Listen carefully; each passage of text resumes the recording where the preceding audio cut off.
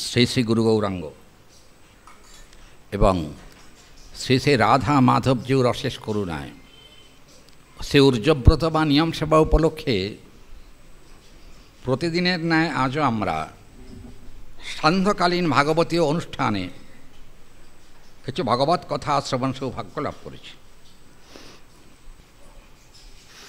গতকাল আমরা শুনছিলাম কবি কর্ণপুর গোস্বামীপাদ বিরচিত যে বৃন্দাবন লীলাসূচক গ্রন্থ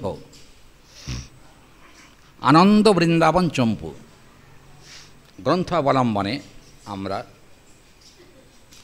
ধারাবাহিকভাবে রাধারানীর কথা এবং গোবিন্দের কথা আস্বাদন সৌভাগ্য লাভ করেছি।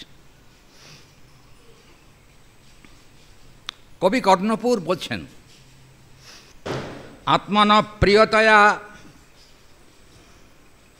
তনুভাজং ন আত্মন কৃতিশ্চ দূষণদৃষ্ট সর্বস্তিমিরাপহ দীপ আত্মানাম তিমিরাপহং বিনর্সন্তি। এখানে কিন্তু কবি কর্ণপুর বলছেন যে আত্মন প্রিয়তয়া, জগতে যা কিছু আছে সব কিছু থেকে আত্মাই সব থেকে বেশি প্রিয়। আত্মা, কারণ আত্মা না থাকলে দেহের এক পয়সা মূল্য নাই। দেখুন, এখানে কবি কর্ণপুর এ প্রসঙ্গে একটা চমৎকার কথা বলতে চেয়েছেন। কীরকম? তনুভাজম ন আত্মন। ধরুন কাউকে দেখতে খুব সুন্দর, তনুভাজম, দেখতে খুব সুন্দর, সে নারী হোক অথবা পুরুষই হোক, দেখতে সুন্দর, কিন্তু ন আত্মন। যদি আত্মা না থাকে তখন যতই দেখতে সুন্দর হোক না কেন বাবা, ও সৌন্দর্যের এক নয়া পয়সাও দাম নাই। সৌন্দর্যের শেষ কোথায়?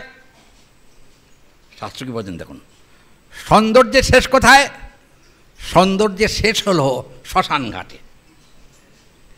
কি ঠিক নাকি? সৌন্দর্যের শেষ হলো শ্মশান ঘাটে। যতক্ষণ শ্মশানে চিতার উপরে থাকে ততক্ষণ কিন্তু সে নিজে কিছু বুঝতে পারে না, যেহেতু আত্মা নাই। কিন্তু আত্মা না হলেও, নিজে কিছু না বুঝতে পারলেও যারা পারিপার্শ্বিক লোক আছে তারা কিন্তু বোঝে ব্যাপারটা, যে আত্মা নাই বলে ওর দেহটা আজকে জ্বলছে। কি করা যায়? প্রাধান্য কাকে দেবেন? দেহকে না আত্মাকে? কারণ আত্মাই কিন্তু দেহের জীবন। এখানে কিন্তু কবি কর্ণপুর বলছেন, কৃতিষু দূষণ দৃষ্টা। এই যখন মরা নিয়ে যায় না, দেখুন গ্রন্থকর্তা কি বলছেন, যখন মরা নিয়ে যায় তখন কিন্তু তাকে সম্মান জানানোর জন্য একটা খাট নিয়ে আসে, একটা বালিশ আনে, তার বিছানাপত্র দেয়, সব কিছু করে, আবার গলায় মালাও দেয়, বুঝেছেন, অনেক কিছু দেয়। একটা কথা আমি বুঝি না, আমার মাথায় আজ পর্যন্ত ঢোকে নাই। আচ্ছা, মরলে কেন তুলসী পাতা চোখে দেয়? আপনার কাছে জানা আছে কি? আপনারা কেউ জানেন মরলে কেন তুলসী চোখে দেয়? শাস্ত্র কি বলছে জানেন?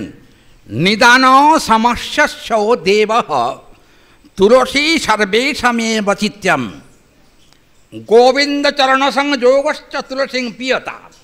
যদি কোনো ব্যক্তি বেঁচে থাকতে তুলসী চোখে না দিয়ে মরে গেলেও দিয়ে কোনো লাভ হয় না। যদি বেঁচে থাকাকালীন গোবিন্দের চরণে অর্পিত তুলসী 3 বেলা যদি ভোজন করে তাহলে তার মৃত্যুর পরে গোবিন্দ চরণ প্রাপ্তি হয়ে যায়। তাহলে আমরা কি চাই? ওই জন্য কিন্তু শাস্ত্রের বিধান আছে প্রতিদিন চরণ তুলসী খেতে হয়।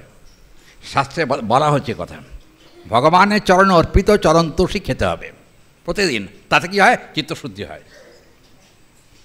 এই জন্য এখানে কবি কর্ণপুর বলছেন যে কৃতেষু দূষণ দৃষ্টা, তখন কি চোখ দেখে যখন মরে যায়? কিন্তু চোখ না দেখলেও দেখবেন কারো যদি একটু আগে ডাক্তারবাবু বলল যে চোখ দিয়ে যদি প্রাণটা বেরিয়ে যায় তাহলে কিন্তু ওই জন্য চোখটা তুলসী দিয়ে বন্ধ করে দেয়, চোখটা তখন তাকিয়ে থাকে, বিকট দেখতে হয় ওই জন্য। কিন্তু এই কথা ভুল হয়ে যায়, ওই চোখের জন্যই কিন্তু অনেকে জীবনে অনেক কিছুই করতে পারে না, চোখের জন্য। কি বলেন? এখানে কিন্তু গ্রন্থকর্তা বলছেন বিপদশ্চ চক্ষুষা সয়েবম। সয়েবম নিশ্চয়ার্থী ব্যবহার হলো কথাটা, যে কীরকম এই যে চোখের দিকে বেশি তাকানো বিপদ। কারণ কি জানেন? মায়া তাকে গ্রাস করে। চোখের দিকে বেশি তাকালে মায়া তাকে গ্রাস করে, ওই জন্য চোখের দিকে না তাকিয়ে মায়েদের পায়ের দিকে তাকানোর কথা বলা হয়েছে, পায়ের দিকে তাকানোর কথা বলা হয়েছে। ওই জন্য এখানে কিন্তু কবি কর্ণপুর কৃতিষু কাল দৃষ্টা, আর একটা কথা দূষণ দৃষ্টা, আর একটা শব্দ প্রয়োগ হচ্ছে এখানে, ঠিক আছে, দূষণ দৃষ্টা তার মানে দৃষ্টিতেই দোষ, বুঝছেন? দৃষ্টিতেই দোষ। মানুষের যে চিত্তবৃত্তি এখানে কিন্তু গ্রন্থকর্তা সে কথা বলছেন কীরকম, কৃতিষু দূষণ দৃষ্টা, চোখের মধ্যে দোষ থাকে, দৃষ্টিতে দোষ, তাতে কিন্তু ভজনের ক্ষতি ছাড়া কখনো লাভ হয় না, ভজনের ক্ষতি হয়। আর কি না, সর্বতস্তি নিয়ম দীপ আত্মনামেব মেতরাং বিনিশ্চিত। এখানে বলছেন এটা প্রদীপ, প্রদীপ যখন জ্বলে তখন কিন্তু চারদিক আলোকিত হয়, কিন্তু আপনারা লক্ষ্য করেছেন কি প্রদীপের নিচেটা কিন্তু অন্ধকার থাকে, থাকে না? এখানে কিন্তু বলছেন গ্রন্থকর্তা যারা গৌর গোবিন্দের ভজন করবেন তাদের আগে নিজের ভেতরের অন্ধকারটাকে দূরীকরণ করতে হবে, ভেতরের নিচের অন্ধকার। ওই অন্ধকার দূরীকরণ না হওয়া পর্যন্ত তার হরিভজন হবে না। ওই জন্য আচ্ছা, গুরুদেবের প্রণাম মন্ত্রে কি আছে? হরি বল, সবার জানা মন্ত্র। আমরা আসলে অন্ধের দল, বুঝছেন না? অজ্ঞান তিমিরে অন্ধ, তিমির মানে অন্ধকার, আমরা তো অন্ধকারে পড়ে আছি। কিন্তু গুরুদেব কি করেন? জ্ঞানাঞ্জন শলাকয়া, জ্ঞানরূপ চক্ষু উন্মিলন করবার জন্য জ্ঞানের শলাকা মানে কাঠি দিয়ে তিনি উন্মিলন করে দেন, চোখটাকে খুলে দেন। কারণ ওই জ্ঞানের চক্ষুটাকে দান করার ক্ষমতা একজনেরই আছেন। তিনি কে? তিনি হচ্ছেন পরম দয়াল শ্রী গুরুদেব। তিনি মাত্র জ্ঞান চক্ষু উন্মিলন করতে পারেন। চক্ষুর উন্মিলিতং যে না, আমরা কিন্তু চোখ বুঝে থাকি, ওই জন্য উন্মিলন শব্দের প্রয়োগ হয়েছে। কারণ সংস্কৃতের নিয়ম হলো যে শব্দটা বলা হয়েছে সর্বদা তার বিপরীত দিকটা ভাবতে হয়। এই যে উন্মিলন, চক্ষুর উন্মিলিতং যে না, চক্ষুর উন্মিলন করে দেন গুরুদেব আমাকে, মানে তাকিয়ে দেখো। তাকিয়ে কাকে দেখছ? স্ত্রী, পুত্র, সংসার, অর্থ, বৈভব, মর্যাদা ইত্যাদি, গাড়ি বাড়ি সব দেখছ, কিন্তু কৃষ্ণকে এখনও দেখো নাই। তোমার দৃষ্টিশক্তির সার্থকতা তখন হবে তুমি যদি একবার এই চক্ষু গুরুকৃপায় উন্মিলন হলে, জ্ঞানচক্ষুর উন্মিলন হলে, জ্ঞানচক্ষুর দ্বারা যদি গৌর গোবিন্দের পাদপদ্ম দর্শনের সৌভাগ্য পাও। এ কথা কিন্তু এখানে বলা হয়েছে। দেখুন তারপরের শ্লোকে একটা কথা বলা হলো, শ্রীমদ্ ভাগবতের একটা দৃষ্টান্ত দেওয়া হয়েছে। টিকাকার ভাগবতের একটা শ্লোকের উদ্ধৃতি দিয়েছেন। কি উদ্ধৃতি দিয়েছেন? তদ বিসর্গ জনতাদৃশা বোজস্মিন প্রতি শ্লোক বদ্ধোত্তমোপি নামস্য নাম ত্যক্ত্বানাম যশো অঙ্কিতানি যৎ সিন্নন্তি গায়ন্তি গৃণন্তি সাধবঃ। যিনি সাধু হবেন তিনি কিন্তু কি করেন? গৃণন্তি, গ্রহণ করেন। কি গ্রহণ করেন? গোবিন্দচরণকে গ্রহণ করেন। গৃণন্তি আর কি করেন? গায়ন্তী, গান যদি করতে হয় তাহলে কিন্তু গোবিন্দের গুণগান করাই বুদ্ধিমানের কাজ। কারণ কীর্তনের দ্বারা দেখবেন ভক্তিবিনোদ ঠাকুর তিনি বলছেন, কীর্তনের দ্বারা যাবে সুত দ্বারা। কীর্তনের দ্বারা, সুত দ্বারা মানে ছেলে বউ সংসার এসবই কিন্তু সরে যাবে। কীর্তনেরও দ্বারা যাবে সুত দ্বারা, হইবে গোবিন্দ চরণে মতি। আর গোবিন্দ বলিয়া নয়ন জল, গোবিন্দ বলিয়া নয়নের জল, ফেলিলে তোমার হবে গতি। তোমারই একবার গতি হবে শেষের দিনে, শেষ নিদানে। যদি প্রাণ ভরে যায় গৌর বলো, শেষের দিনে শেষ নিদানে। তাহলে এখানে দেখাচ্ছে, এখানে বলছেন ভাগবতের এটা অনুরূপ ভাগবতের শ্লোক। জনতা বিপ্লব আর যস্মিন প্রতি শ্লোক বান্ধবতস্মি নানান নামে বামস্তম যশো গীতানি তৎ গৃণন্তি গায়ন্তি শৃণন্তি সাধব। চারটে ভক্তি অঙ্গের কথা বললেন এই শ্লোকে ভাগবতে। একটা হচ্ছে শৃণন্তি মানে শোনা, দুই হলো গায়ন্তি মানে কীর্তন করা, তিন হলো কীরকম না গৃণন্তি মানে গ্রহণ করা, আর চার নম্বর হলো তাকে সাধু হওয়া চাই। চারটে লক্ষণ বলেছেন। সাধু যিনি হবেন তার জীবনে চারটে জিনিস থাকবে, গৃণন্তি, গায়ন্তি আর সাধবা, চারটে। দেখুন মহাপ্রভু ওই জন্য কিন্তু উদ্দণ্ড নৃত্য কীর্তনের ব্যবস্থা করছেন। আমার মহাপ্রভুর পূর্বে কিন্তু উদ্দণ্ড কীর্তন ছিল না। মহাপ্রভু আবির্ভূত হবার পর, গয়ার থেকে ফিরে আসবার পর মহাপ্রভুর কিন্তু উদ্দণ্ড কীর্তন শুরু হয়। গয়া থেকে ফিরে আসার পর দেখবেন যখন তিনি গয়াতে গেছিলেন তখন থেকে কিন্তু কীর্তনের সূত্রপাত। আর তার আগে তিনি তো পণ্ডিত ছিলেন, বড় পণ্ডিত, বিশ্ববিখ্যাত পণ্ডিত, বুঝছেন না? কত বড় বড় পণ্ডিতরা তার কাছে ব্যাকরণের মহিমা শুনবার জন্য আসতেন। আর এমন শুধু তা নয়, আপনারা তো জানেন চৈতন্য ভাগবতে আছে যে সরস্বতীর বরপুত্র কেশব কাশ্মীরি পর্যন্ত তার কাছে পরাজয় স্বীকার করেছিলেন। একটা কথা চিন্তা করতে হবে, কারণ কেশব কাশ্মীরি জানতেন না তিনি সরস্বতী পতি। সরস্বতীর কাছে যখন খেয়ে দিয়ে প্রকাশ করেছেন কেশব কাশ্মীরি, মা তুমি আমার এ কী করলে? আজকে সামান্য একজন ব্যাকরণ, এই কাব্যের লোক নয়, শুধু ব্যাকরণের লোক, এ তো কি বলবো, আর শুধু ব্যাকরণই পড়ায় আর কিছু জানে না। তার কাছে তুমি আমাকে পরাজয় স্বীকার করলে, পরাজিত করলে। সরস্বতী কিন্তু চমৎকার একটা কথা বলেছেন, আমি যার পাদে পদ্মে, সরস্বতীর কথা, নিরন্তর দাসী, সম্মুখে যাইতে আপনারে লজ্জাবাসী। আমি যার পাদ পদ্মে নিরন্তর দাসী, আমি যার দাসী, যার চরণ সেবা করে থাকে নিরন্তর, তার সামনে গিয়ে আমি প্রকল্পতা করব কি করে? এটা কি কখনো শোভা পায়? এটা কখনো উচিত নয়।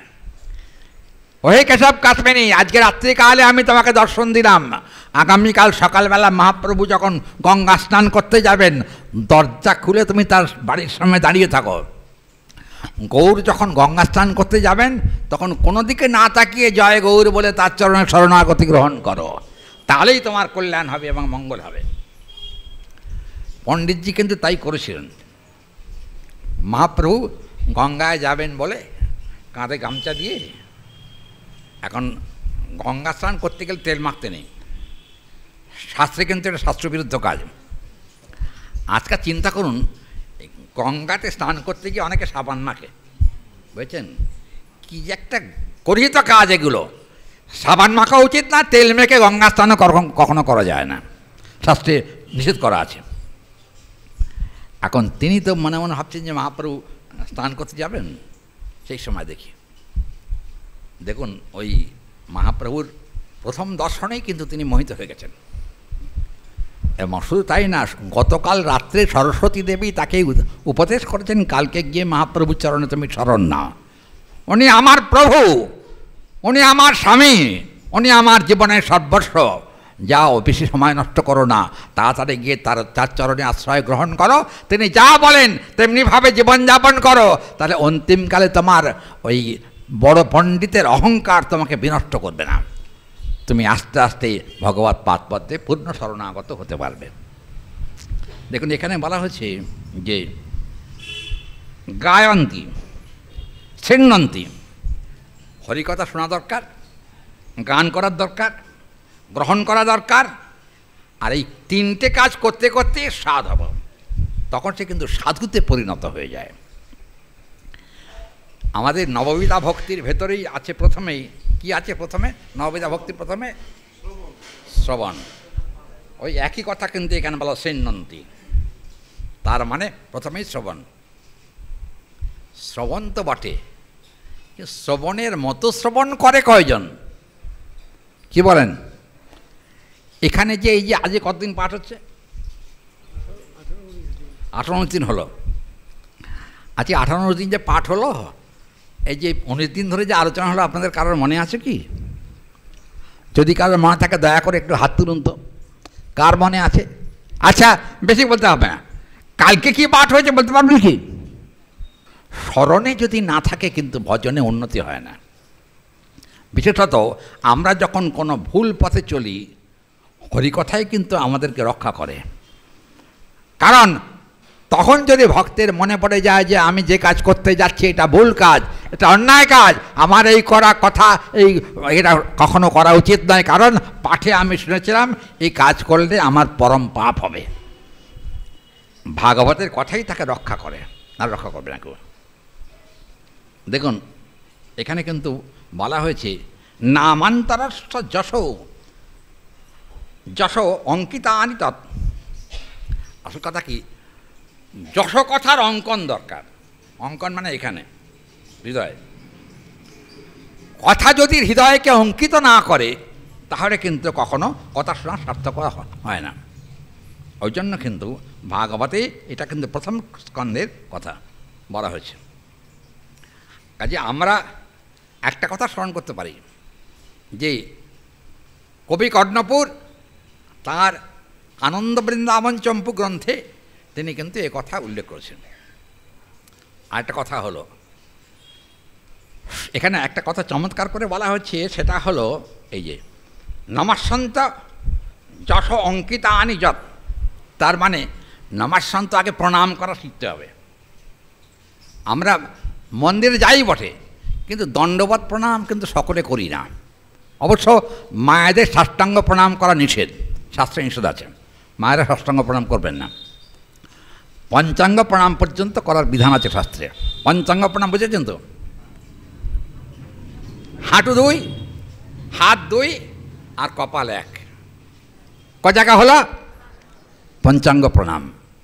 মায়েদের ক্ষেত্রে সাষ্টাঙ্গ প্রণাম নিষিদ্ধ, শাস্ত্রে বলা হয়েছে। কিন্তু কোনো কোনো জায়গাতে আমি কোনো মঠে এক সময় গিয়ে দেখেছিলাম মায়েরা সাষ্টাঙ্গ প্রণাম করছেন। তখন পূজ্যপাদ ভক্তিকেবল অরুণামী মহারাজ প্রকট ছিলেন তখন বাগবাজার গৌরী মঠে। তাই মহারাজকে গিয়ে জিজ্ঞেস, মহারাজ এটা মায়েরা সব সাষ্টাঙ্গ প্রণাম করছে দেখছি, শাস্ত্রে তো এই কথা খুব একটা স্বীকার করা হয়নি, তা আপনি এ সম্পর্কে কী বলেন? উনি বলেন, প্রণাম তো নতি, প্রণাম তো শরণাগতি, শরণাগতি সর্বাঙ্গ দানের দ্বারা শরণাগতি পূর্ণ হয়। সাষ্টাঙ্গ প্রণাম, উনি তখন আমাকে বলছেন, সাষ্টাঙ্গ প্রণাম মায়েদের অন্য কাউকে করা যায় না, কিন্তু গোবিন্দকে করা যায়। এমনকি মায়েরা গুরুদেবকেও সাষ্টাঙ্গ প্রণাম করবেন না, একথা শাস্ত্রে নিষেধ আছে। উনি সে কথা আমাকে বললেন।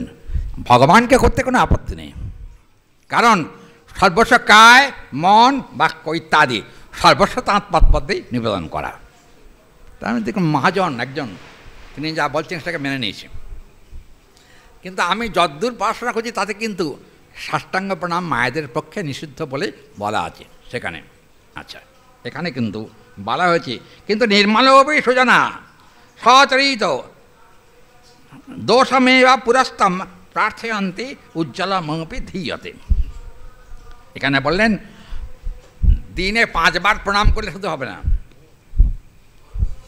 চিত্তটাকে নির্মল করার জন্য যত্ন করতে হবে। চিত্তের হৃদয়টা নির্মল মানে পবিত্র পরিচ্ছন্ন করার জন্য যত্ন করা দরকার। আর একটা কথা কি, সচরিতে দোষমেব পুরত প্রথাস্তে, এখানে বললেন আচরণটাও কিন্তু ঠিক করতে হবে। সাষ্টাঙ্গ প্রণাম করেছে কিন্তু এখনো ওই কি ভাজা খায়, খুব গন্ধ বেরোয়। শাস্ত্রে বলছেন যে বিতনতে জন্নাং আহার্যম পবিত্রমেব ভূয়তে মৃত্যুং পূর্ব মুহূর্তমেব খাদ্যান্তরং যৎ তত্র যোমালয় গমনং সদা। কথাটা কড়া কিন্তু বাবা সত্য। মরার সময় কৃষ্ণনাম না করে যদি ইলিশ মাছের কথা মনে পড়ে যায়, মরার পরে গতি হবে কথা জানেন? জমালয়ে। কারণ জমালয় গতি হবে না। আপনি মরার সময় হরিনাম করলেন না, ইলিশ মাছের গন্ধ তখন মনে পড়েছে, বাবা ওতে কিন্তু হরিভক্তি নষ্ট হয়ে যায়, হরিভক্তি ঠিক থাকবে না। ওই জন্য কিন্তু এখানে বলা আছে যে সজনা সচরিতে দোষমে বা পারতম প্রার্থয়ন্তে, আর উজ্জ্বলোপি সতীম অগ্নি ধূম্নিমে বা রমতি সত্র। আচ্ছা দেখবেন আগুন যখন জ্বলে, আচ্ছা আগুন জ্বললে কী হয়? আগুন জ্বললে একটা কাণ্ড হয়, ধোঁয়া হয় না? প্রথম আগুন যখন জ্বলে ধোঁয়া হয় না? আচ্ছা আগুন নিয়ে ধোঁয়া কি সবসময় থাকে? কি ভক্তগণ ধোঁয়া সবসময় থাকে না। ধোঁয়া ভাবটা কেটে গেলে কিন্তু প্রকৃত আগুনটাই জ্বলে যায়, ধোঁয়াটাও বন্ধ হয়ে যায়। আমাদের জীবনে বহির্মুখতার ধোঁয়া কিন্তু আমাদের সঙ্গে চলছে, কিন্তু যদি হরিভক্তির আগুন ঠিক আমাদের জ্বলে যায়, বহির্মুখতার ধোঁয়া সরে গিয়ে তখন কিন্তু প্রজ্বলিত অগ্নির যে প্রভা তা কিন্তু আমাদের হৃদয়কে উদ্ভাসিত করে। ওই কথা কিন্তু গ্রন্থকর্তা এখানে বলছেন। প্রসঙ্গত উল্লেখ্য, কখনো কখনো মহাজনেরও কখনো কখনো বিঘ্ন ঘটে, মহাজনের কখনো কখনো কি বিঘ্ন ঘটে দেখুন। আমরা আনন্দ বৃন্দাবন চব্য গ্রন্থের অবলম্বনে প্রসঙ্গগুলো বলছি বটে, কিন্তু কিছু কিছু লীলা বলছি তা আনন্দ বৃন্দাবন চব্য গ্রন্থে নাই, কিন্তু লীলা বলতে হচ্ছে প্রসঙ্গ আনন্দ পাওয়ার জন্য ভক্তদের। হ্যাঁ, ওই জন্য আমরা একটা রাধা গোবিন্দের ঝুলন উৎসবের একটা প্রসঙ্গ বলবো। রাধা গোবিন্দের ঝুলন উৎসব, ঝুলন হয় কখন? শ্রাবণ মাসে। কিন্তু বৃন্দাবনে কিন্তু শ্রাবণাধিক মাসানাম, মাসানাটা বহু বচন দেওয়া হচ্ছে এখানে, শ্রাবণাধিক মাসানাং, তার মানে শ্রাবণ মাস ছাড়াও সেখানে ঝুলন হয়। আমাদের বঙ্গদেশে কিন্তু সাধারণত শ্রাবণ মাসে ঝুলন হয়, কিন্তু বৃন্দাবনে এখনও কিন্তু আমাদের বঙ্গদেশে 15 দিন ধরে ঝুলন হয়, 15 দিন ধরে 20 দিন ধরে। এই দেখবেন নবদ্বীপের সমাজ বাড়িতে 20 দিন ঝুলন হয় ওখানে। কিন্তু একটা ব্যাপার, বৃন্দাবনে কিন্তু 1 মাস আগে ঝুলন আরম্ভ হয় বৃন্দাবনে। আচ্ছা, তবে আমাদের গৌড়ীয় সম্প্রদায় 7 দিন থেকে 8 দিন ঝুলনের কথা বলা আছে। আচ্ছা, ঝুলনোৎসবের একটা কথা বলবো প্রসঙ্গ। দেখুন কি বলছেন শাস্ত্র। এক সময়তে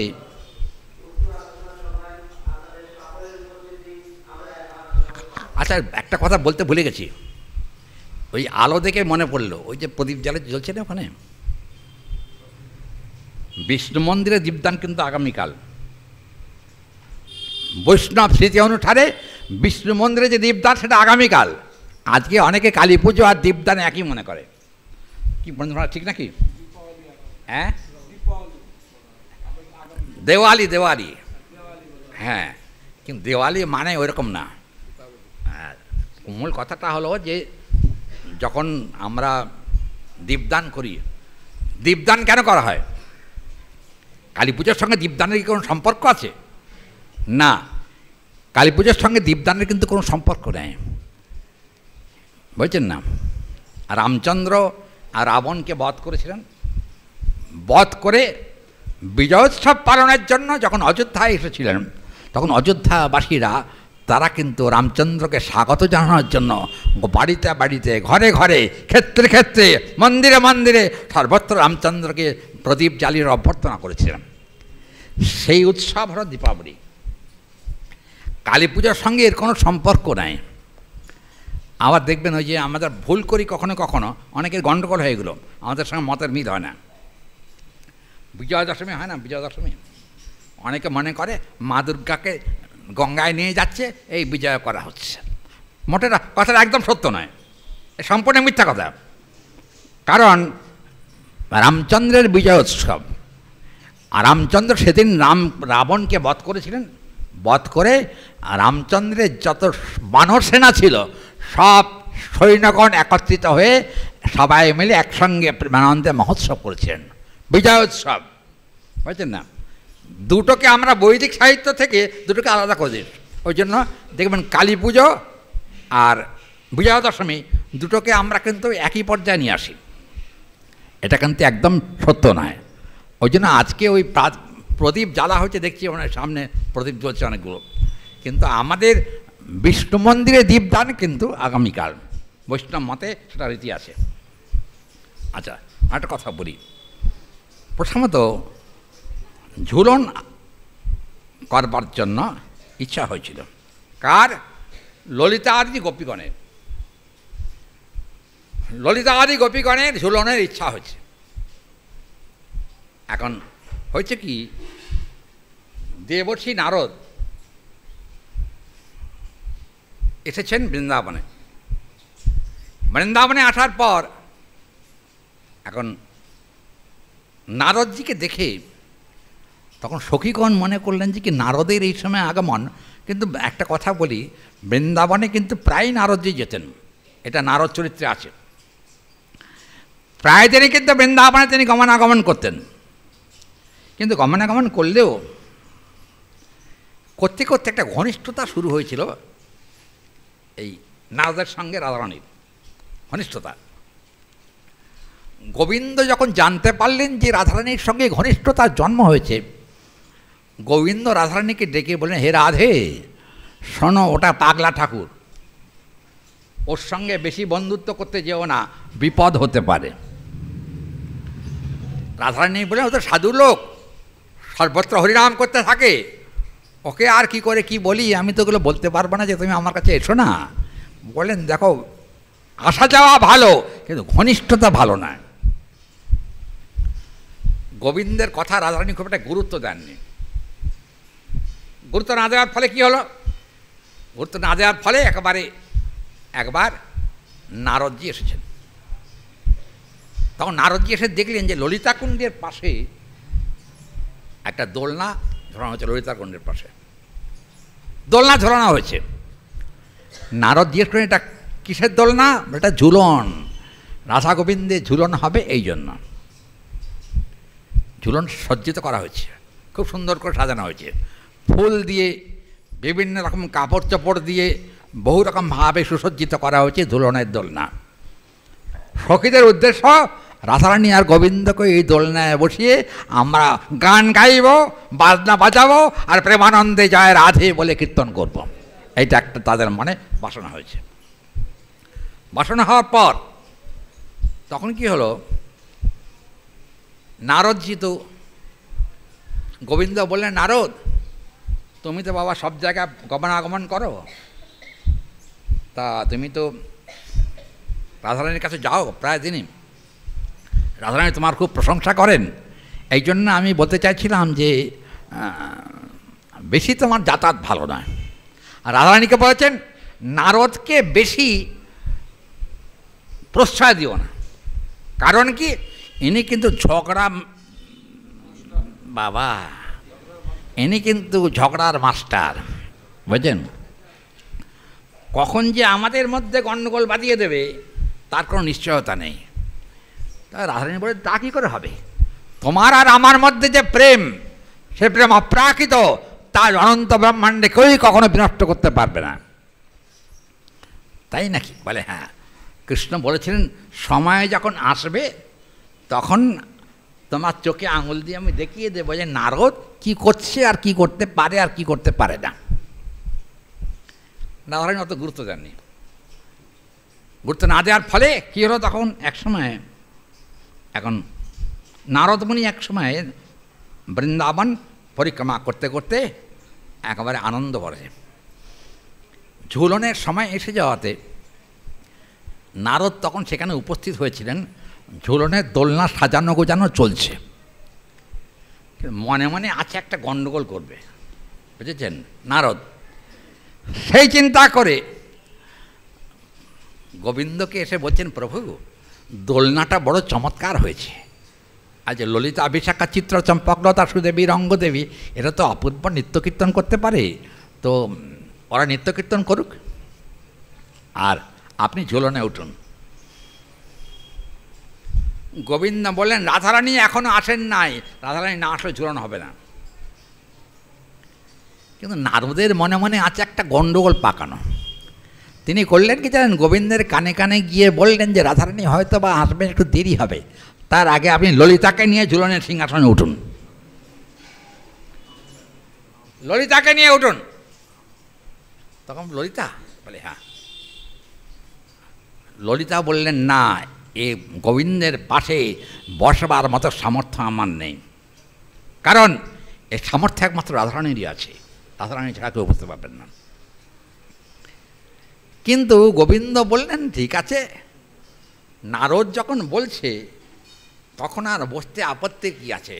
তখন ললিতাকে দেখে বললেন নারদ যে তুমি বেশি সময় নষ্ট করো না, গোবিন্দের সঙ্গে একই ঝুলন আসনে গিয়ে বসো, আমরা সব প্রেমানন্দে দোলা দেব আর আনন্দ হবে, খুব আনন্দ হবে। বৃন্দাবনে ললিতা কুণ্ডের পাশে এ প্রসঙ্গ। এখন পাশে বসেছেন, এখন বসিয়ে দোলা যখন দেওয়া হচ্ছে, গান আরম্ভ হয়েছে, বাজনা আরম্ভ হয়েছে, ঝুল তো না বাবা গান গাবো না, গলার অবস্থা খারাপ, গান একটা মনে পড়ে গেছিলো ওই জন্য আর কি, যাই পরে দেখছি। হ্যাঁ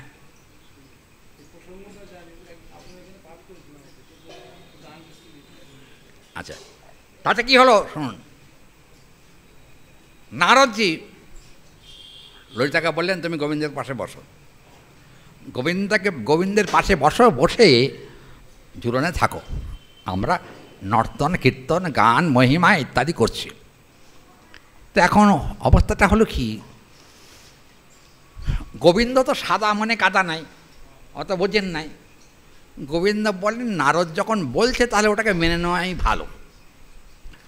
ললিতাকে যখন বললেন, ললিতা বললেন, না আমি ওই আসনে বসবো না, রাধারানী আসলে তো আবার বসবেন। কিন্তু গোবিন্দ বললেন, নারদকে সম্মান তো করা উচিত, তার কথা অসম্মান করা উচিত নয়, অতএব তুমি বসো, আমরা একটুখানি, রাধারানী তো আসছেনই পরে, ওই চিন্তার কোনো কারণ নেই। বলেন বেশ। রাজি হলেন ললিতা, রাজি হয়ে গোবিন্দের বাম দিকে এসে বসেছেন, আর গান বাজনা নর্তন কীর্তন সব শুরু হয়েছে। এই ফাঁকে দেবর্ষি নারদ কী করেছে জানেন? দেবর্ষি নারদ তখন তাড়াতাড়ি করে গণ্ডগোল বাঁধাবার একটা ইচ্ছায় উনি তখন তাড়াতাড়ি রাধারানীর কাছে গিয়ে হাজির হয়েছেন। রাধে কী করো তুমি? রাধারানী বলেন, আমি গোবিন্দের কাছে যাব, ঝুলন আরম্ভ হবে, সখীরা সব ঝুলনের ব্যবস্থা করেছে, অতএব আমার তো সেখানে যেতেই হবে। বলেন বেশ ভালো, যাবে, খুব ভালো, কিন্তু আমি তো দেখে এলাম উল্টো। কি দেখেছ? বলে, আমি তো দেখে এলাম তোমাকে আর কোনো দরকার নাই। রাধারানীকে বলছেন, তোমাকে আর কোনো দরকার নাই। কেন বাবা নারদ তুমি এ কথা বলছো কেন? বলে, আমি নিজের চোখে দেখে এলাম, অন্যের চোখে দেখে আমি কথা কইছি না, নিজের চোখে দেখে এলাম ললিতাকে বাঁদিকে নিয়ে গোবিন্দ দোলনায় বসে দোল খাচ্ছে। ও, রাধারানী বলেন, তাহলে আমার আর কোনো প্রয়োজন না। নারদ বলেন, তোমার আর দরকার যা ছিল সব মিটে গেছে, তোমাকে আর দরকার নেই, এখন ললিতা আছে, চিন্তা নেই। মানে এমনভাবে ভাষাগুলো বলছেন যাতে উত্তপ্ত হয়ে যান। রাধারানী তো একবারে খুব কষ্ট পাচ্ছেন এই কথা শুনে। নারদ আবার একটু উস্কে দিলেন, রাধে তুমি এক কাজ করো। বলেন কি? তুমি নিজের চোখে গিয়ে একবার দেখে এসো। ঝুলনটা ললিতা কুণ্ডের পাশেই হচ্ছে, নিজের চোখে গিয়ে একবার দেখে এসো। বলে আচ্ছা। রাধারানী বলেন ঠিক আছে নারদ তুমি চলে যাও, আমি দেখছি। রাধারানী মনে মনে চিন্তা করলেন যে এ যাবৎকাল পর্যন্ত রাধারানী গোবিন্দের সঙ্গে আমার অভেদাত্মা, কোনো রকম ব্যতিক্রমের কোনো সম্ভাবনা সেখানে নাই। যার জন্য আমি তো ভেবেছিলাম এক, কিন্তু আজকে নারদের মুখে যা শুনছি কথাটা সত্যি কি? আচ্ছা ঠিক আছে, নারদ যখন বলছে একবার গোপনে গিয়ে দেখে আসি। রাধারানী তখন তাড়াতাড়ি করে সাজগোজ বন্ধ করে তিনি তখন নারদের কথাতে ললিতা কুণ্ডের তীরে গেছেন। দূর থেকে দেখছেন, দূর থেকে দেখছেন কি ললিতাকে নিয়ে গোবিন্দ বাম দিকে বসিয়ে ওই ঝুলন দোলনাতে ভক্তদের আনন্দ কীর্তনের ভিতরে তিনি দোল খাচ্ছেন, সখীরা দোল দিচ্ছেন। দোল দিতে দিতে রাধারানী হঠাৎ দেখে মাথা একবারে গরম হয়ে গেছে। কী বলেন, সে গোবিন্দ আমাকে এর আগের দিন বলেছেন যে আমাকে ঝুলনে আসবার জন্য, আজকে হঠাৎ ব্যতিক্রম দিচ্ছি কেন? এর কারণটা কি? চিন্তা করতে করতে ঘরে ফিরে গেছেন। ঘরে ফিরে গিয়ে তখন মনে মনে ভাবতেন কী করা যায়। আমি তো দেখলাম নিজের চোখে, তো অন্যের চোখে তো আর আমি দেখিনি, অন্যের কথা শুনিও না, আমি নিজের চোখে দেখে এসেছি, কী করা যায়। তখন উনি তখন আনন্দের চিত্তে তো মাথা গরম হচ্ছে এখন। তখন ললিতাকে ওই অবস্থায় দেখে তখন শেষ পর্যন্ত রাধারানী নারদের সঙ্গে আবার দেখা হয়েছে। নারদ বলছেন, হে দেবী, হে রাধে, তুমি যাও একটুখানি সামনে গিয়ে একটুখানি দাঁড়াও, কেমন ঝুলন হচ্ছে নিজের চোখে দেখো, দরকার হলে তুমি দোলনাটা দৌড়ে একটু দুলিয়েও দাও, তাতে কি আপত্তির কি আছে? ওরম করছো কেন? ওরম রাগ করতে আছে নাকি? রাগ করতে নাই, ও তোমারই তো সখীও, কি কেন রাগ করছো? রাধারানী বললেন, ক্রমলঙ্ঘনজনিত অপরাধ কখনো বরদাস্ত করা যায় না।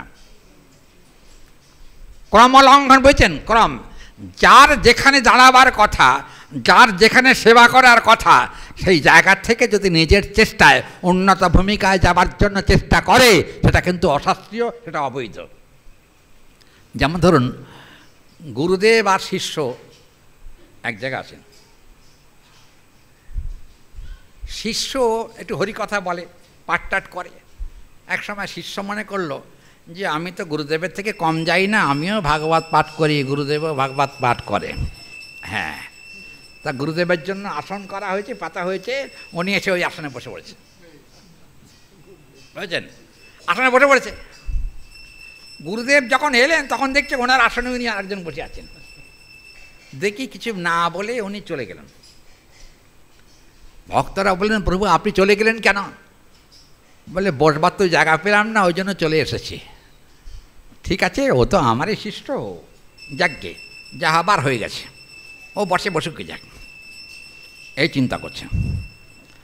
করতে করতে শিষ্যটি গিয়ে তাড়াতাড়ি ওই আসন থেকে উঠে গুরুদেবকে বলছেন, আসুন না গুরুদেব, কী ব্যাপার, আপনি আর আমি এক আসনে বসি। গুরু আর শিষ্যের আসন কখনো এক জায়গা হয় না, হতে পারে না কখনো।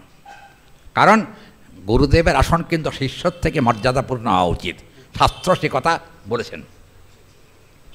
এখন রাধারানীর যে বসবার জায়গা, রাধারানীর বসবার জায়গাতে ললিতা বসছেন। কী বলেন, রাধারানীর অমর্যাদা হলো নাকি? কি ভক্তগণ কি মনে করেন? রাধারানীর মর্যাদা হানি হয়েছে কি? মর্যাদা হানি হয়েছে। এখন নারদ গোবিন্দের কানে কানে এসে বলছে, প্রভু, বলে কি হয়ে গেছে কাম? কি কাম হয়েছে? বলে, কাম হয়েছে মানে কি, ওই রাধারানী এসেছিলেন, আপনারা এই দোলনায় দুলছিলেন, সে কথা, সেটা রাধারানী স্বচক্ষে দেখে গেছেন, ললিতা কুণ্ডের তীরে দূর থেকে দেখেছেন। গোবিন্দ বললেন, সে কি কথা, রাধারানী এসে চলে গেল? বলে, হ্যাঁ এসেছিলেন, ললিতাকে আপনার সঙ্গে দেখে চলে গেছেন। ভুল করবেন, এটা কিন্তু হিংসা নয়। অনেকে মনে করেন আমাদেরও হয় এরকম, এটা কিন্তু প্রাকৃত বুদ্ধি এসে যাবে। ভগবানের লীলার বৈচিত্র্যতা আছে, শ্রেষ্ঠকে শ্রেষ্ঠের আসন সর্বদাই দেওয়া উচিত, আর কনিষ্ঠের আসনই সর্বদা বসা উচিত। রাধারানীর আসন আর ললিতার আসন যদি এক জায়গায় হয় তাহলে কি রাধারানীকে অমর্যাদা করা হলো না? আপনারা কি মনে করেন? ঠিক নাকি? রাধারানী অমর্যাদা হচ্ছে। রাধারানী তখন চলে গেলেন। নারদ গিয়ে রাধারানীকে কান ভাঙা দিলেন আরো জোরসে, বললেন, আমি বলেছিলাম হে রাধে, আমি বলেছিলাম একটু অপেক্ষা করো, রাধারানী আসুক, তারপরে ঝুলনের আসনে বসো। কিন্তু ললিতা কিছুতেই শুনল না, ঝাঁপিয়ে এসে পড়ে গোবিন্দের গলা জড়ি ধরল। কি আর বলবো, দুঃখের কথা। কিন্তু ললিতার এখানে কিন্তু ব্যক্তিগত কোনো ইচ্ছা ছিল না, যেহেতু এরা রাধারানীর দাসী, অতএব এরা কখনো ভুল পথে পরিচালিত হতে পারেন না। কিন্তু নারদের কথাতেই কিন্তু এই ব্যতিক্রম অবস্থার সৃষ্টি হলো।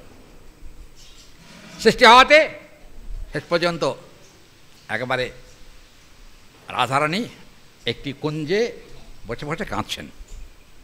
কারণ রাধারানীর বসবার জায়গায় ললিতা বসেছেন, গোবিন্দ আবার তাকে পিছন দিক থেকে হাত দিয়ে বসে আছেন। আর নারদ কি করেছেন জানেন? নারদ এত দুষ্টু, বলছেন না, উনি আবার গোবিন্দের হাতটা ধরে ললিতার কাঁধের ওপর দিয়ে দিয়েছেন। হ্যাঁ, রাধারানী দূর থেকে দেখেছেন, দেখে তো মনে কষ্ট হতেই পারে, হয় স্বাভাবিক। শেষ পর্যন্ত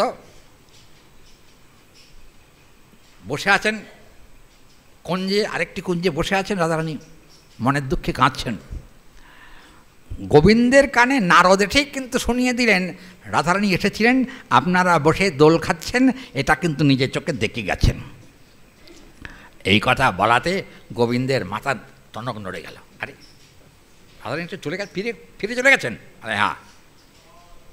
গোবিন্দ তখন বললেন যে না, এটা আমার উচিত হয়নি, যার যেখানে প্রাপ্য মর্যাদা সে মর্যাদা দেওয়া আমার উচিত ছিল, কিন্তু মর্যাদা না দিয়ে আমি হয়তো তাকে অমর্যাদাই করেছি। দেরি না করে কি করলেন জানেন? গোবিন্দ তখন তাড়াতাড়ি করে যে কুঞ্জে ছিলেন রাধারানী, সেই কুঞ্জে গিয়ে উপস্থিত হয়েছেন। গিয়ে বিষণ্ণ চিত্তে গোবিন্দ দাঁড়িয়ে আছেন। দাঁড়িয়ে থাকার পরে রাধারানী কাঁদছেন। যখন রাধারানীর নিজের উত্তরীয় দিয়ে রাধারানীর চোখের জল মোছাবার জন্য রাধারানীকে ধরে যখন চোখের জল মোছাতে গেছেন, গোবিন্দ বললেন, থাক, আমাকে তোমার তো আর দরকার নাই, তুমি এক কাজ করো, ললিতা আদি সখীগণ তোমার সঙ্গে বসে ঝুলন লীলা করছে, সেটাকেই তুমি মেনে নাও, আমাকে নিয়ে আর ঝুলন করবার কোনো ইচ্ছা কখনো প্রকাশ করো না, এটা আমি স্বীকার করি না। তখন বললেন, তা বললে তো ভালো নয়, তোমার যেখানে মর্যাদা, সে মর্যাদা কি কখনো ললিতার পক্ষে সম্ভব? তাহলে ললিতা সেখানে গেল কেন? বলে, দেখো না, দেখো, ললিতার ইচ্ছা ছিল না, এই নারদ জোর করে এই কাণ্ড করেছে। তাই নাকি? বলে, হ্যাঁ, নারদ করেছে এটা। তখন রাধারানী বললেন, নারদ এই কাণ্ড করেছে? নারদ তো এসে আমাকে খবর দিল যে ললিতার সঙ্গে ঝুলনে দুধছি, আবার ভেতরে ভেতরে সে ওই কাণ্ড করে বসে আছে।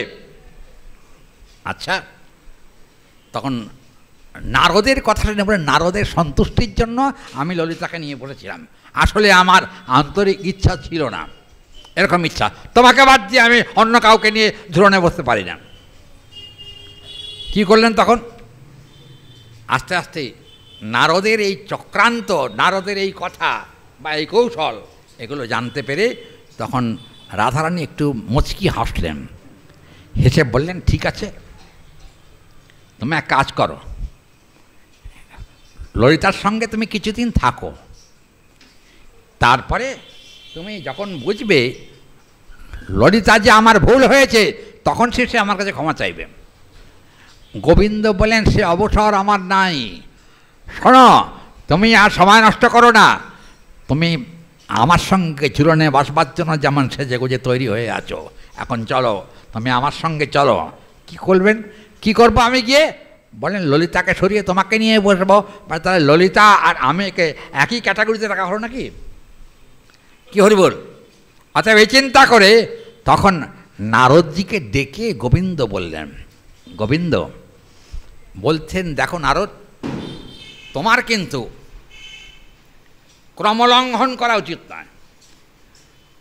ক্রমলঙ্ঘনজনিত অপরাধ কিন্তু সাংঘাতিক অপরাধ, এটা ভজন রাজ্যে ভয়ঙ্কর ক্ষতির দিক, অতএব এটা করা ঠিক হয়নি। কী করলেন তখন? আনন্দিত চিত্তে তখন ললিতাকে ওখান থেকে নামিয়ে রাধারানী বলেন, না আমি আজকে আর ঝুলনে উঠব না, তোমার যদি ইচ্ছা হয়, তুমি যদি নারদের চক্রান্তে পড়ে এটা করে থাকো তাহলে কিন্তু এটা ভুলই হয়েছে। কৃষ্ণ বললেন, অবশ্যই ভুল হয়েছে, আমি অতটা বুঝি নাই। হে রাধে শোনো, অনন্ত কোটি ব্রহ্মাণ্ডের সব দেবলোকের লোকেরাও জানে তুমি আমার প্রাণ প্রিয়তমা, অতএব তোমার মতো প্রিয়তমা আর দ্বিতীয় কেউ আমার নাই, অতএব তুমিই আমার পাশে বসবার একমাত্র যোগ্য। অতএব আজকে যা গেছে গেছে, আগামীকাল যাতে, ঝুলন তো কয়েকদিন চলে, আগামীকাল যাতে তুমি আমার সঙ্গে একসঙ্গে আসতে পারো তার জন্য ব্যবস্থা করো। আচ্ছা ঠিক আছে। কী করলেন জানেন? পরের দিন আসবার পরে ললিতা তখন রাধারানীর চরণ প্রান্তে বসে আছেন। রাধারানী বললেন, গতকাল তুমি তো ঝুলনে উঠেছিলে গোবিন্দের সঙ্গে, আজকেও একটু ঝুলনে ওঠো, দেখে শেষের দিকে যদি আমি সুযোগ পাই আর একদিন বসবো। ললিতা তখন চোখের জল ফেলতে ফেলতে কাঁদতে কাঁদতে রাধারানীর চরণ দুটো জড়িয়ে ধরে বললেন, ওটা আমার অপরাধ হয়েছে, আমি বেশ বুঝতে পেরেছি, আমি নারদের কথায় এই কাজ করেছি। আর গোবিন্দ কিন্তু এখানে গোবিন্দের কোনো দোষ নাই, গোবিন্দ জানে না ভালো করে যে রাধারানী ছাড়া কখনো ঝুলন হবে না, আমাকে নিয়ে কখনো ঝুলন হতে পারে না, কিন্তু নারদের কথাতে বাধ্য হয়ে করেছেন নারদকে সম্মান জানাবার জন্যে, মর্যাদা দেবার জন্য, নারদের বাক্য যাতে কখনো নষ্ট না হয় সেজন্য করেছেন। হে রাধে, তার থেকে তুমি এক কাজ করো, এবারের মতো যা ভুল হলো হলো, নারদের কথা আমরা আর কোনোদিন শুনব না, এখন থেকে আমরা সখীবৃন্দ যা করব সেটাই হলো শেষ কথা। অতএব এসো, তুমি গোবিন্দের পাশে বসো, আর আমরা প্রেমানন্দে তোমাকে ঘিরে ঘিরে নাচত নন্দ কিশোর, নাচত নন্দ কিশোর। রাধারানী ঝুলনে বসে আছেন, গোবিন্দ তখনও ঝুলনে ওঠেন নাই। সেই সময়তে গোবিন্দ রাধারানীকে সন্তুষ্ট করবার জন্য ঝুলন হিন্দোলা, যেটা ঝুলন দোলা, সেইটাকে ঘিরে ঘিরে নাচছেন। কে? নাচত নন্দ কিশোর। মধুর মধুবলি প্রেমানন্দ ভাসতে, মধুর মধুবলি প্রেমানন্দে ভাসতে, রাধিকা প্রেম ইউজোর, আরে রাধিকা প্রেম ইউজোর, রাধিকা প্রেম ইউজোর। ললিতা कहत सदा राधिका मनोहरा प्रेमानंदे सबे मिले प्रेमानंदे हरिहरा आनंदे सकल देव गण पुष्प वृष्टि करे आनंदे सकल देव सबे पुष्प वृष्टि करे आनंदे मजत विभोर आनंदे मजत विभोर। देवी महामाया आसी कृष्णेर कहिल राधिकारे धरो तुमी बेष्टन करिल। शोनो आमादेर इच्छा होच्छे एकटु जोरे दोला देव किन्तु यदि तोमरा पड़े जाओ तखन तो विपद होबे तोमादेरो आर विपद होबे आमादेरो। सेजन्य बोलछि जे तुमी एक काज करो राधारानीके भालो करे धरे बसो जाते एके अपरेर थेके बिच्छिन्न ना हो। कि करलेन तखन राधिका सह कृष्ण धरिया बसिल ललिता आसिया तबे अति जोरे दोला दिल पड़िते पड़िते तबे गोविंद धरिल राधा गोविंदेर मिलन लीला तखन हইল। कि हलो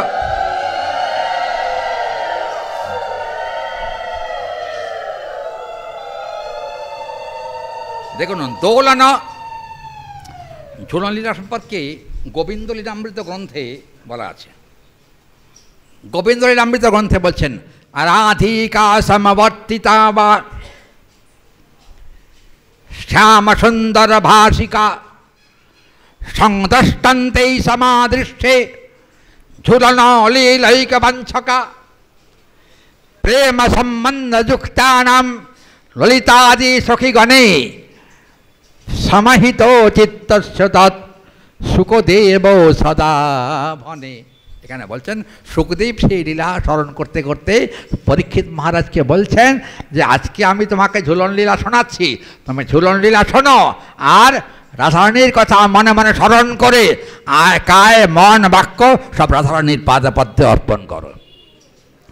যদি তুমি অর্পণ করতে পারো তাহলে কিন্তু তোমার আর কোনো চিন্তার কারণ নাই। রাধারানীর কৃপা যাবে তোমার প্রতি হবে, গোবিন্দ তোমার দুয়ারে চিরকাল সে রহিবে। অতএব রাধারানীর কৃপা হলে গোবিন্দ তোমার দুয়ারে কিন্তু চিরকাল থাকবেন, এতে কোনো সংশয় নেই। দেখুন ঝুলনলীলা সম্পর্কে বিভিন্ন শাস্ত্রে বিভিন্ন রকম কথা আছে, কিন্তু গোবিন্দ লীলামৃত গ্রন্থটি সংস্কৃত, বাংলা নয়। গোবিন্দ লীলামৃত আমাদের হয়তো মনে আছে, আমি গত বছর নিয়ম সেবার সময় গোবিন্দ লীলামৃত গ্রন্থকে আমরা আস্বাদন করা শুরু করেছিলাম। তখন ঝুলন লীলার কথা বলা হয়নি, হ্যাঁ তখন ঝুলন লীলার কথা বলা হয়নি, কিন্তু আমরা আজকে স্মরণ করব, কালকেও আমরা সময় একটা পাবো যে 7:40 গেছেন। আচ্ছা হরি বল, তো প্রসঙ্গটা শেষ করি তারপরে। আচ্ছা দেখুন একটা সংস্কৃত শ্লোক বলে শেষ করবো গোবিন্দ লীলামৃত গ্রন্থের। হ্যাঁ আচ্ছা, গোবিন্দ পচতাং সর্বে লীলা সংদৃষ্টন্ত যথা চন্দ্রকেলী সমাযুক্তা সর্বমোহনমহিতা গোবিন্দ ঝুলন দৌলায়াম সর্বেষামেব দৃশ্যতে বৃন্দাবন কুণ্ডাভরণং তৎ প্রেমলীলয়া সমুচ্ছতে। এখানে বলছেন ঝুলন লীলা কিন্তু প্রেমলীলার অন্তর্গত, গোবিন্দের সব লীলা কিন্তু প্রেমলীলা নয়। যেমন ধরুন গোচারণ লীলা, গোচারণ লীলা কিন্তু প্রেমলীলা নয়। প্রেমলীলা বলতে আমরা কী বুঝি, মধুর রসের যে লীলা সেটাকে প্রেমলীলা বলা হয়। আর রাধারানী সখীগণ সহ যখন লীলাতে প্রমত্ত হয়ে যান গোবিন্দ, সেই সময়টার লীলাটার নামই হলো মধুরিমার লীলা। আর যেমন গোষ্ঠলীলা, গোষ্ঠলীলা কিন্তু সখ্যরসের লীলা, সখ্যরস। একটা কথা বলি, আলিঙ্গন অনেক জায়গায় হয়, হ্যাঁ না? যেমন ধরুন বন্ধু বন্ধুকে আলিঙ্গন করে,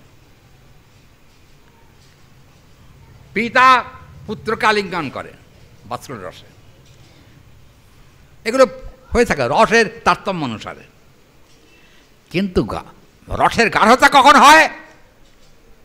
যখন প্রেমিকা মানে গোবিন্দের সখী যারা, তারা যখন গোবিন্দকে আলিঙ্গন করেন, অনন্ত কোটি ব্রহ্মাণ্ডে যত রকম আনন্দ আছে সব থেকে বেশি আনন্দ তখন গোবিন্দ লাভ করে থাকে। অতএব সেই ঝুলনলীলার কথা এখানে কিন্তু প্রেমলীলার অন্তর্গত ঝুলনলীলা। আর একটা কথা, জীব গোস্বামী শ্রীমদ্ ভাগবতের 10ম স্কন্ধে রাসপঞ্চাধ্যায়ে বলতে গিয়ে জীব গোস্বামীপাদ বলছেন, লীলায়ান্তু ঝুলনস্য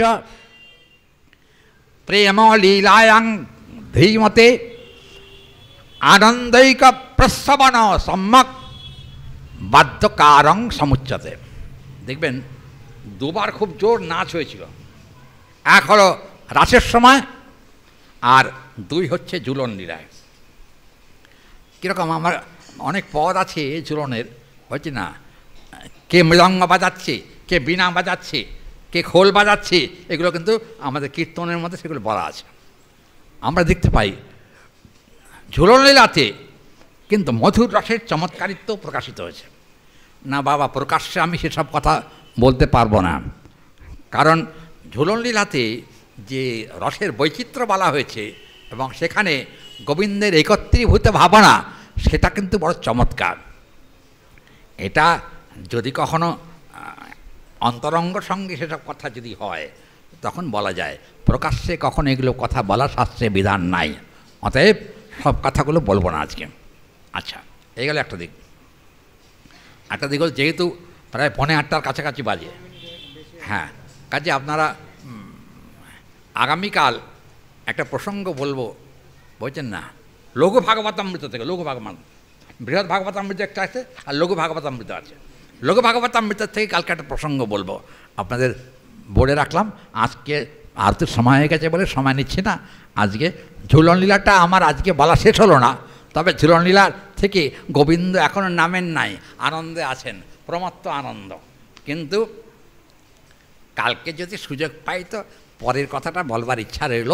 দোলনায় বসে পরবর্তীকাল রাধারানীকে নিয়ে গোবিন্দ কি করেছিলেন সে কথা, গোবিন্দলীলামৃত গ্রন্থ কি বলছেন সেটা আমরা আগামীকাল আস্বাদন করব, এই আশা রেখে আজকে ভাগবতী কথার এখানেই বিশ্রাম।